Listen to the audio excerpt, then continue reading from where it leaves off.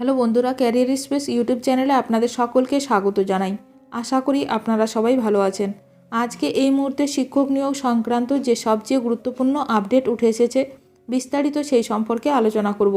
তাই ভিডিওটি অবশ্যই শেষ পর্যন্ত দেখবেন নিয়োগ সংক্রান্ত অনেক নতুন নতুন আপডেট পাওয়ার জন্য।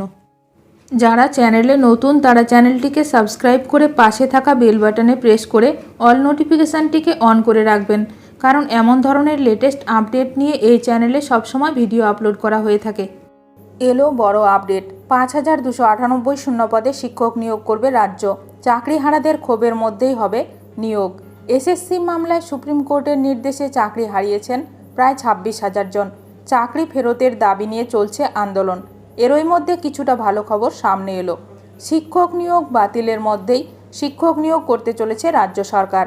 5298 শূন্যপদে শিক্ষক নিয়োগ হবে। প্রথম দফায় 2715টি প্রাথমিক স্কুল এবং 2583টি মাধ্যমিক পর্যায়ের স্কুল মিলিয়ে হবে এই নিয়োগ।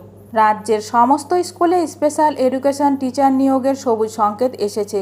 রাজ্যে প্রায় 1,40,000 বাচ্চাদের চিলড্রেন উইথ স্পেশাল নিড এর জন্য ধাপে ধাপে শুরু হবে নিয়োগ।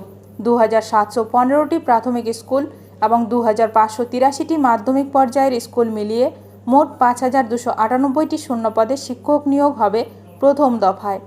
যে সমস্ত স্কুলে সেই সব ছাত্রের সংখ্যা বেশি, প্রথম ধাপে সেখানেই নিয়োগ হবে। এই বিষয়ে রাজ্যের আইনজীবী ভাস্কর বৈশ্য বলেন, সুপ্রিম কোর্টে মামলাটির শুনানি হয়েছিল।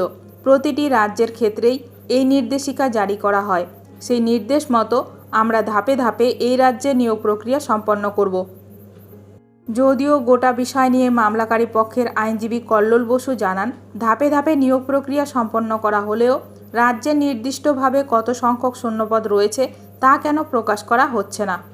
এখন দেখার বিষয় এই নিয়ে আরও কি গুরুত্বপূর্ণ খবর উঠে আসে। শিক্ষক নিয়োগ সংক্রান্ত সমস্ত রকমের আপডেট সবার প্রথমে পেতে এখনই আমার চ্যানেলটি সাবস্ক্রাইব করে রাখুন। ভিডিওটি ভালো লাগলে অবশ্যই লাইক করবেন। আজকের ভিডিওটি এখানেই শেষ করলাম। নতুন কোনো আপডেট নিয়ে দেখা হবে নেক্সট ভিডিওতে।